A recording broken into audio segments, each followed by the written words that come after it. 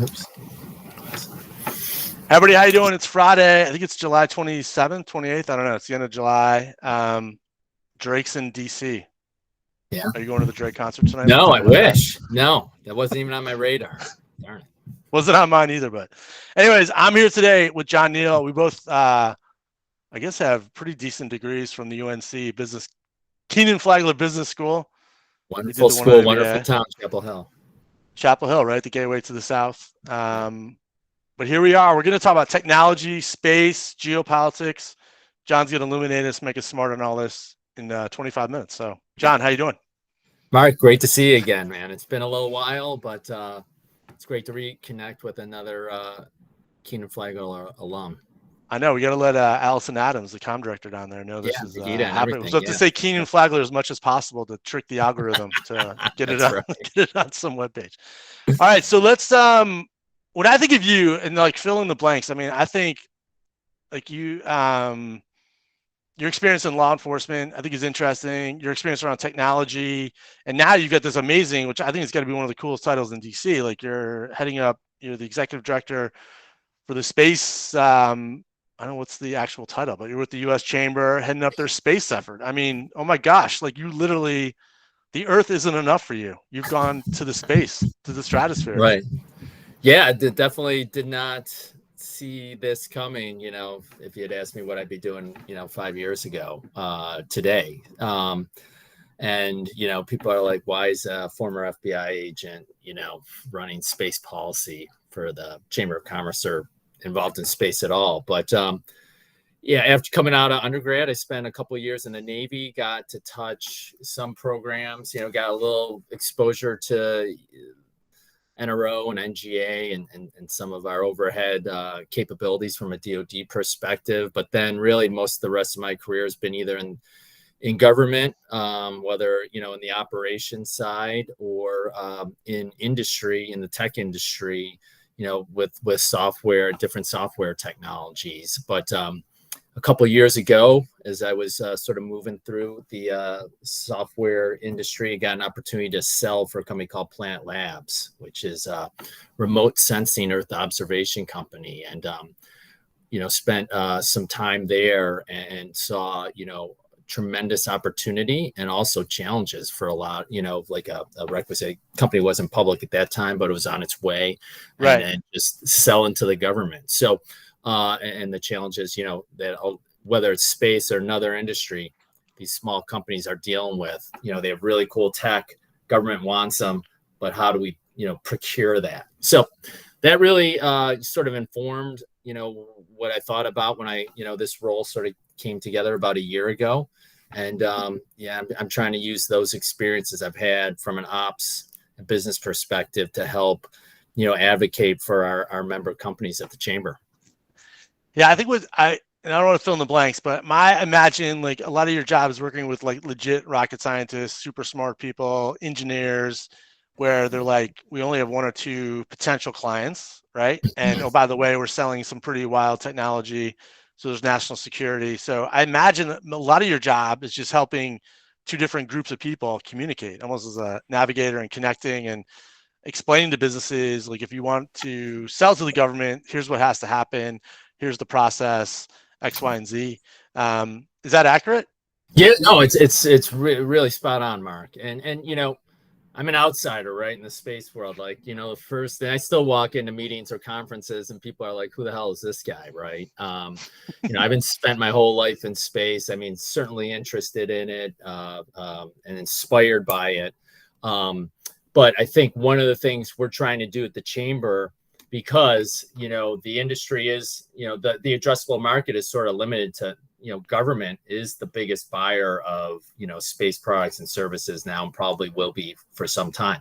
But at places like Planet, they're selling, remote sensing is selling to agriculture companies, state and local governments to help them with disaster response. So the things I'm hoping to do at the Chamber is how can we broaden, and activate more people to understand the value that space is providing to, my parents. Like, why should my parents care about Artemis and it's super cool and that everyone tunes in for a launch. And then, a lot of people, they go back to their daily lives. We're trying to help tell that story about how, satellite communications, how GPS is, you don't see it, you don't think about it. But obviously GPS impacts, multiple times a day we touch, a satellite. When you're filling up your gas tank at the gas station and using, your credit card, it's the satellites allowing that transaction to occur. So how can we, help more people understand how important space is? And then from a, advocacy policy perspective, how can we grow the footprint of support on Capitol Hill or in the government beyond just like the specific committees that, they focus on NASA or DoD space, right? How can I go tell the Agriculture Committee, you know what, these companies that operate in space, they provide the Wi-Fi that helps bridge, the rural broadband divide, right? There's a lot of solutions from space that really can impact life on Earth in a positive way. So it's really about trying to expand, I don't know, I love this term, but like the aperture, or just getting people, I guess, even that are selling technology, whether it's land-based or space-based, like what are 3 or 4 other ways we can use this tech so we can have different customers, and then getting people on Capitol Hill or the end user to say, demystify space and make it more accessible. I mean, it sounds like it's a huge communication challenge, but it's got to be kind of fun. It's really so kind of wide open. Fun. Yeah, no, it's a big challenge. And I think with anything like in sales, it's the same thing, you as a comms professional or anyone in sales will do. Again, if I'm talking to the Agriculture Committee, their Natural Resources Committee, or someone, oil industry executive, I got to figure out what's important to them and what is the space industry doing that, addresses their interests, right? Not just talk about space because space is cool. Everyone likes space, and that makes it really easy to get to a meeting and get the conversation started. But if you don't link it to that other stakeholder, your customers' interests, needs, etc., you're not going to really start changing their point of view or really, educate them in a way that like they walk away, their takeaways, really are long lasting. Like the idea too, that you're not quote unquote a space expert, I would imagine that it's got to help you, I would think. Cause I think sometimes like we all are in this town in DC, like there's really smart policy people, but they're usually only talking to other smart policy people. And, they're only trying to impress like other people in their community. And I think sometimes not being an expert, quote unquote, in a subject, but having a skill set where you can communicate is kind of a secret weapon. I think it's been helpful, right? And the white hair doesn't help. It doesn't hurt either and whatnot, my age, I mean, the things that I learned in previous jobs in the FBI, right? It's just about asking questions and being really curious. That allows me to learn a lot. Cause as you said, there's a lot of smart people in this town, way smarter than me on policy and the industry. But, what I think trying to bring is that bottom line perspective that a CEO or a chief revenue officer at our member companies, like they need to grow their business. So how can the chamber advocate for policies that help them grow their business, full stop? If we're not doing that, then, we're not really helping our members, bottom line. Yeah, let's talk about the business side of it, because I imagine before we got in this, to shoot something into space, I mean, it's just crazy capital intensive. There's so many moving parts. So I imagine you got like startups or all kinds, the whole spectrum of different companies involved. Cash flow is got to be a huge concern. Government contracts take a while. Right. Can you just talk about like the business of space from that standpoint, just from a MBA perspective? Yeah, no, I can, I'll go back to when I started, recently in the industry around 2019, 2020. And, money's flowing to a lot of different tech sectors. Obviously, space is cool. So a lot of companies are getting money, and we're getting money, I would say, probably till about the beginning of this year. In some ways, you would go to conferences and you'd hear from companies and like, get $7 to $10 million. And their use case, their solution is, it's probably not viable for another 5 to 10 to 15 years, right? So how are they going to keep their business going till they can get generate that profit? How can they keep that venture money going or whatever financing they have, till they can transition to a more mature company and a more sustainable, revenue model and financing model. And things have changed quite a bit, right? Some of that venture money and investment bank money has pulled back, or, they've asked more difficult, challenging, serious questions of those companies. So I think companies that you're seeing now are becoming a lot more focused on managing expenses and growing that revenue, right? So, they need to get to profitability faster, and looking for new sources of financing to keep their businesses going until they can get to profitability or their business case. But to your point, obviously companies like SpaceX have done a ton to reduce the cost of launch and get payloads and satellites up into space. And that's been huge. But there's a ton more work that needs to be done there. Yeah. When this is like a two-part question, but when companies come into space as an industry, are they like trying to be super niche and like say, we do the thrusters, or we build the crafts, or we've got the aeronautics, right? Yeah. Or is it like the SpaceX where it's almost like a General Motors where they're just going to buy a bunch of components, or is that the way the industry is kind of shaking out right now? Yeah, I'd say it's kind of tiered. I think, you have your SpaceX's, which can do a lot of different things because of their capabilities, and some of the big primes like a Boeing or Lockheed or, Northrop, right, what have you, that have a lot of different organizations involved in different aspects of space. But then, I do see a lot of the startups, if you will, or companies maybe that have come, onto the scene in the last 5 to 6 years. They are very focused on the use case that they want to address. Some companies involved in launch, for example, they have gone, and there are some companies though that have started building components and become supply chain companies for a SpaceX or for other big primes, right?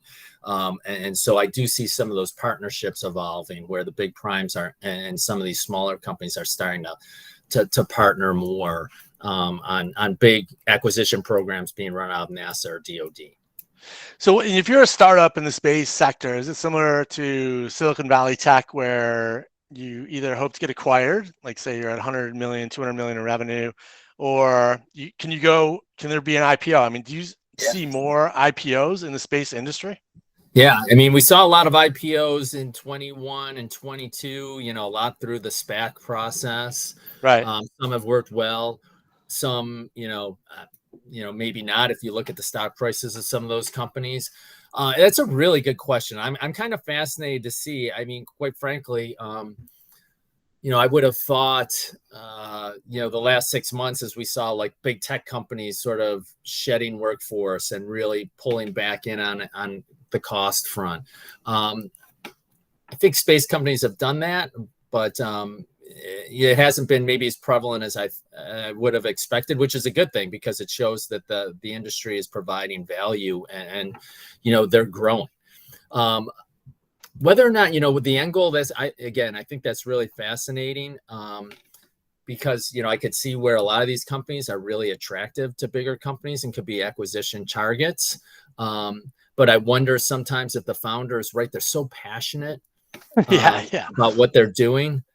Do they want to sell? But, that's something, just from a person who's interested in business, I'm excited to sort of follow over the next year or two. Yeah, I was just in Detroit, I guess like a week ago, and at the start, like 100 years ago, right, in the teens and 20s, there was like 300 car companies, right? Yeah. Now there's, I don't know, let's say there's 30 in the world, maybe there's 50, right? Is space are we seeing that? Is it just like still, or are we further along? Or is it still kind of like, there are a lot of space companies, quote unquote? Again, I come from outside the industry, and when I started, like I thought there were like a finite set of issues and companies, right? That sort of the big names, big issues that most people in DC policy are somewhat familiar with. Man, the more I scratch and dig, like you just never find a bottom. There are so many little startups out there, with like these small sats and CubeSats and comms. There's companies, maybe they're not calling them space companies because they don't want to have from an investment perspective, they'd rather be known as a comms company for valuation purposes. But there's a ton of activity going on. Your point about Michigan's really interesting. Like in the state, there's I don't remember the town, but they're trying to build a spaceport up in Michigan. Yeah, there's definitely it's either in the UP or it's northern Michigan. I think it's up on the UP. Lake Michigan. Yeah. There's some concern about that, but again, when you the growth of the industry, right? And to your question, right? Like Florida, Vandenberg, Southern California, the aerospace, Alabama around Huntsville, and Texas now, those are really like hubs for the space industry. But there's so many supply chain companies. I think, if you look, BEA just came out with a report, a couple of weeks back that basically said the space industry is contributing about a little over $200 billion in GDP, over a 10-year span. And the Space Foundation just published a report where it said the space economy is worth over $500 billion, or generating over $500 billion in, I believe, revenue right now. So there's a lot of activity, and that's another thing we're trying to do at the chamber. Like, how can we, leveraging the local chambers of commerce, tell the community leaders in those cities and towns, as well as just the public, that like there's a company building components. I would think there's a lot of Michigan, right, when you think about dual use and tech transfer and stuff that they're building for the auto industry that can be used or developed and maybe transformed to some degree that the space industry needs. I want to definitely talk about dual use, and just like, say I'm an investor, I'm looking at it, not that you're giving out investment advice, but just from a MBA discussion point, is it the best to think about when somebody says they're a space company is that they operate quote unquote in space and they do X activity? Is that because you brought up these like mini satellites. I guess some people are even trying to think about how to get to Mars, right? Some people are trying to do defense. So it's really, I think when somebody says they're a space company, is that they have expertise in operating in zero gravity. Is that the best way to think of it? That is certainly one way to think about it, but I think you really summed it up very well. Space is such a broad term. You really got to dig down into what is that company doing, and there's particular different sectors, right? There's companies that are building satellite like Kuiper or Starlink, right? That's we're going to provide Wi-Fi connectivity to remote areas of the world, right? And to traditional satcom companies, which really without them you can't do cell phone communications or standard telecommunications in some remote areas of the world. You've got your remote sensing companies that are providing data, and it's being used on a lot. Besides agriculture, the insurance industry is using some of the this observation data, and you've got obviously the makers of GPS, and how do you quantify the value again? Like it's kind of interesting because this year is the 50th anniversary of GPS. And so, probably tough. It would be I'm sure some economists, I think that'd be a really cool project to try and measure the economic value that GPS has provided. It's clearly in the trillions of dollars, but what sectors are making money, and I'm not a Wall Street analyst, but those are three of the big sectors that, making satellites, providing satellite communications, remote sensing. Those are the places that are making money, but there's a lot of people. So the chamber just joined a task force run by AIAA, the American Institute for Astronautics and Aeronautics. And they're bringing together stakeholders from all over the spectrum to think about how do we build out a cislunar economy, right? So we've got the International Space Station, which NASA's on record saying is going to retire probably by the end of this decade. Right. China's building a space station, or has a space station now. There are at least 4 U.S. companies, right, that are building commercial space stations or low Earth orbit destinations. And what are those revenue models, right? How are they going to pay for that? How are they going to ensure that? They're thinking a lot about the use cases and ways to make money in space. And then you've got, as you said, people thinking about going to Mars, and Elon Musk, right, wanting to explore the galaxy, etc. So, really just saying I'm a space company you really want to dig into that, like what aspect of the industry are you really focused on? The dual use idea, I mean, that's a term you hear it a lot in especially US-China relations. Like, this technology can be used for good or evil or defense or military applications. So that's the general dual use idea. I'm guessing there's a lot more sophistication in the space industry because there's only so many so many countries or so many buyers. But is there like this push and pull where folks are like, hey, why can't I sell this equipment to the European Space Agency? Or, hey, can I work with UAE? Or, hey, India is doing this, can I get involved with that? Or is the US government saying, hey, we want to be the first to look at whatever you're doing? Can you just talk about like the dual use geopolitics of space?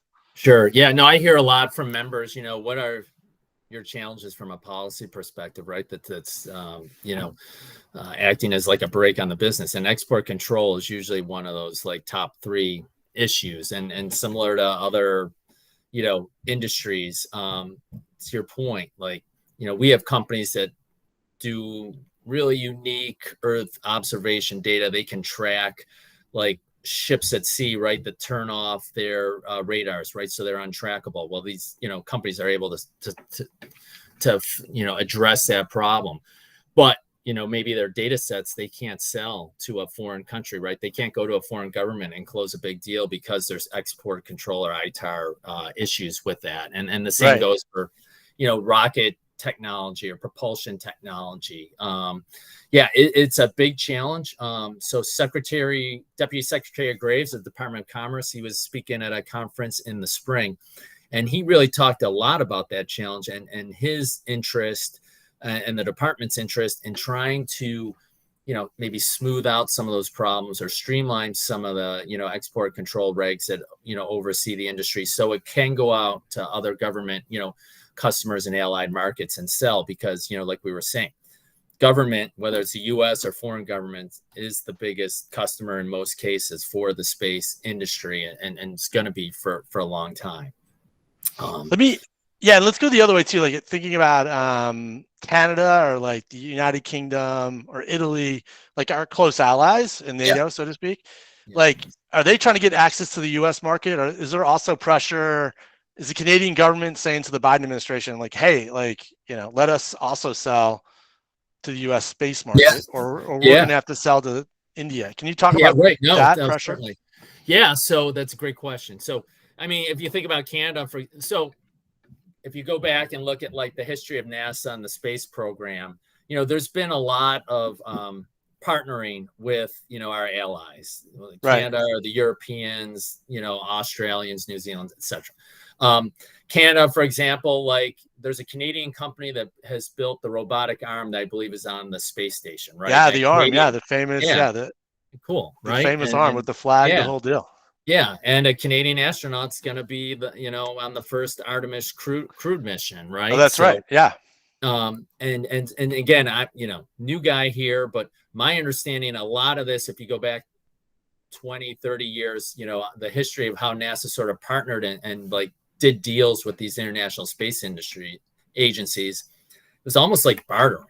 Like they would give us something that we want and we would give them something. It wasn't like a pure business transaction. So, how does that evolve, right? It's like NASA gets out of a program like the space station, right? And you get more and more commercial entrance into the market. How do those, like, again, big deals, they're in the strategic interest of the United States happen, in a traditional business way? It's going to be very interesting to see how that occurs. But I do a lot, and the chamber does a lot of work, let's say India or some of our European allies, trying to get access to their markets on behalf of our US companies, but also advocate, right, we've got to provide reciprocal market access for their industries. Italy has a really interesting space industry and doing a lot of really good stuff. And we partner with the embassies and the space attaches here in DC a lot with just trying to inform people, the value that those countries are bringing to space writ large. Yeah, because we're recording this on Friday, but I think the Italian Prime Minister, I don't know if she's still in town, but she was certainly here on Thursday. And I've got to imagine like technology writ large comes up in space, aviation, and I would imagine too, like countries are like, hey, we want to contribute, we want to be part of this. So those discussions have to be going on. So it's cool that you're even saying the embassies are it's cool you're saying embassies now have like a space attaché. Like there's somebody at most embassies now that have that portfolio. I would say, it's growing, and, I'm constantly trying to reach out and find more people. But like, for example, in I think it was late November, December, the White House led a delegation of companies over to Japan. They had a dialogue with the Japanese. They had to stop. I mean, South Korea is getting very interested and active. I see more and more activity in Asia, obviously Europe, even Latin America, Brazil. Like we have in the US, right?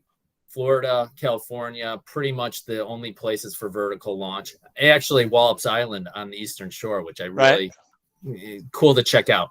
But we're limited, right, in capacity. Brazil's built a launch site down there, which for certain orbits is very attractive for payloads. So I see a lot more interest. If you think the industries that generating 500 billion today, and some people would say it could be $1 trillion revenue business by 2040. A lot of countries are like, hey, this is a potential new area of revenue for us. Let's get involved. Now there's the geography of like where you can put stuff into space. I think like there was some ESA project or satellite that NASA's a part of that went out of French Guiana, right? We launched. There's a lot of launches. Guyana's a great. It's a good location for getting satellites into space. And I know a lot of companies that use that location, right? Whether it's cost or availability. There's companies here, if you want to get into the policy, right? Like some of the challenges around getting licensed and getting through the regulatory process in the US, because it is taking so long, companies are going to a place like New Zealand or Guyana, or, they're going to look at Brazil, other countries, because they got customers, they're on deadlines to get this, payload up into the air. If it's going to take too long in the US, we're just going to take that offshore. And it's, it's a business revenue opportunity that we lose. Plus, what your point about competition with China, China's just, building a lot of infrastructure and capacity. And, I would hate to see US companies, these space industries writ large, lose opportunities to China because we don't have the infrastructure in place. Yeah. Let's talk about China and like Sputnik and just the geopolitics and having a near peer competitor. I mean, I would imagine there's pros and cons. Yeah. It's a really, really good point. Because I think it's a driver. Go ahead. Yeah. No, it's a great point. I mean, I watched, I think, in the spring, 60 Minutes did a piece, right, on sort of confrontation between the U.S. and China and the Pacific, and they had Chairman Mike Gallagher, who runs the Select Committee of China, on and interviewed him. And I thought very interesting when he said that he thought if there was ever a conflict with China, that the first shot would take place in space. And so, he and his team are very interested in assuring that, U.S. industry is able to compete. And to your point, I think that competition is good and healthy, right? Because it makes us, more active, prepared. Competition is good for any industry. But, China, like everything else they've done, they set out a 5-year plan in the late 90s to build a space station by 2020. And that came online in, I think, 2022. And probably had it not been for COVID, I'm sure they would have hit their target almost spot on, right? They planned a flag on the moon. They are, not colonizing it, but they're going to, the moon could be a place for, there's people think there's minerals there. People think there's reasons, obviously, beyond just establishing a presence on the moon for exploration of Mars and other planets. There's a lot of interesting thoughts that people have about the economic opportunities on the moon. And you certainly see China sort of mapping the moon and identifying strategic areas where it's going to, it wants to, use and we've got to really be aware of that. I think a lot of people would say the U.S. has fallen behind in China in recent years and sort of their space ambitions and activity. So we've got some work to do to catch up to them. But like Sputnik, that competition is healthy and hopefully really inspires us and activates us to, take action. Is there collaboration, or are like Chinese like showing up at events, or are we sharing data, or is it like a case by case situation, or that's a good question. Are we running two parallel space programs like the West and China? Yeah, to be honest, that's a good question. I need to go back and find out, but I would, again, John Neal speaking for himself, I would think right now there's two different space programs almost. The Chinese are doing their thing, and they just signed an agreement, I think, with Venezuela to Venezuela is gonna maybe put an astronaut or send someone to their space station. We're doing the same with our allies and partners. So I think you're seeing definitely two tracks there. And I think, if you want to talk to, again, a member of Congress about why space is important, really explain to them how the competition with China from a defense and economic perspective, that they really pay attention to that quite closely. Yeah, whenever the U.S.-China stuff, there's always it's heavy, man. I tell people, you go to a U.S.-China briefing, you leave there thinking oh my God, this is serious, heavy stuff. There. Yeah, and you hear some people and the way they talk, and like it's almost, again, foregone conclusion that there's going to be conflict sometime. Like, I don't know that I want to spend my time in the South Pacific. I spent a few years over there in the Navy, and I hope it doesn't get to that point. No, I'm with you, man. I saw Macron. I don't know if you saw, he's in New Caledonia this week. He's in the South Pacific, and yeah. I don't think he was there just for vacation. I think he was there for other reasons. Can you talk about how can somebody get smart on space? Like, I'm curious. Like, are there like some websites or people you're like, I definitely follow? And then from like a trade show, I think about like the Paris Air Show around like aeronautics, or the Consumer Electronics Show. Are there equivalents, or is it coming, or is there like this is the event to pay attention to? Yeah. So I think I've got a book that I'm hoping to read next month by his name's Ashley Vance, and he wrote a book, basically a profile or biography of like 4 CEOs in space of like commercial or private sector companies: Elon Musk, Peter Beck of Rocket Lab, and 2 other gentlemen. But I think that would be really interesting. If you're interested in the business of space, that would be really, really good. There's a lot of, organizations like the Planetary Society, which is like Carl Sagan, in group, and Bill Nye runs it.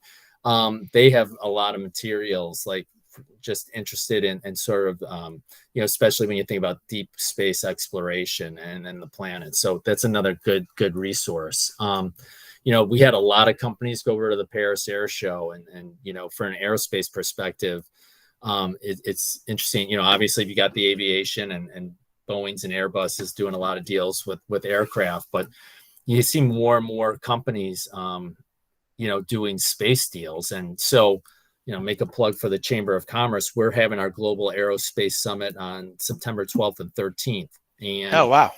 Yeah. So that started as an aviation summit post 9/11, right? How do we get the industry? How does the Chamber help get the industry back on track and profitable and safe? But over the years, right, as the Chamber has a lot of members with divisions, right, that are focused on space, the appetite for programming and discussions and how, figuring out how we grow this industry really grew. And that's kind of really what led, how I got to the Chamber. But this year we're going to have an entire day of space programming on the 13th. And General Saltzman from Space Command will be there.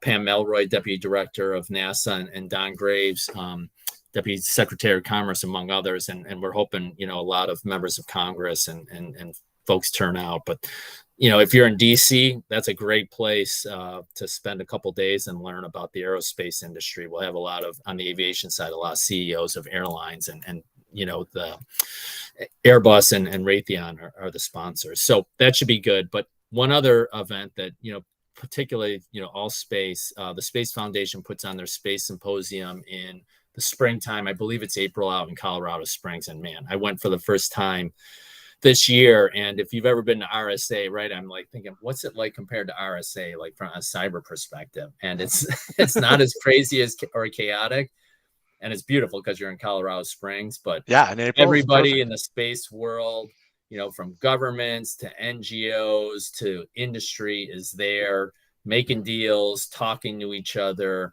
That's probably in my limited time, the premier sort of space conclave, on an annual basis. It does seem to space, writ large, kind of lends itself to that interaction, the cross section of politics, government, business, commerce, entrepreneurship. It really, there's probably a few other sectors that demand, you really got to be paying attention to what's happening geopolitically and nationally. Right. I think you're right, because it was a geopolitical issue, let's say, right? Exploration, national pride, partnership. But now, again, in the last maybe 10 years or so, now I see your companies really seeing there's a commercial opportunity here, right? That's going to provide value to people here on Earth and allow us to make money. And I think that's super fascinating. And that's why I'm really glad that the chamber is involved here, because there's a lot of hurdles that need to be overcome to really create that market that, companies can thrive in and, again, provide that value. It's also wild. I think with the Wright brothers were 1903. So what are we, 120 years? We're sending, it's just I'm also this is so young. This is so new. It's and it's moving so fast. It's so wild. It's bananas when you think about Richard Branson, right? You're seeing him on this Virgin Galactic flight going into space, even for a short time. But to think, again, like you said, my daughter did a project on the Wright brothers for school this year, and, sort of looked at the history, and to see what people are thinking about and becoming more and more viable now, it's amazing, and how to the level of detail they're thinking about, the commercial, the commercial space stations, right? They're thinking about, people will say now that the space station, 20 years of zero gravity and people living there, it doesn't smell the best, right? And so they're partnering with hotels. How do we make this environment be more pleasant, right? Because we want tourists to come up and check this out. So people are thinking, obviously grand ambitions, but also really very granular level of detail, how is this gonna work? And so there's a lot of brain power in the industry now that's really fascinating, and it's gonna be fun to see what happens over the next 20 years. Well, John, this was really great. I'm super excited. I might go to the Air and Space Museum this afternoon, man. This is that's cool, man. Hey, you know what? I will make a plug for NASA real quick too. They just opened up an Earth Information Center. So all this data that NASA and some of the government satellites are collecting, they put it in at NASA headquarters downtown, free, and you can visualize, right? You can see everybody's talking about the temperatures, right? How the temperatures of the oceans, different visualizations of sea level rise, air quality with the wildfires, how farmers are using this data. So with Air and Space, NASA, there's a lot of cool stuff to check out for free here around space. I love it. Well, that's great. John, thank you so much for making the time, man. This was a lot of fun. Yeah, thanks, Mark. It's great to see you again, and can't wait to get together in person soon. I know. Maybe we can get together in space. I'm there.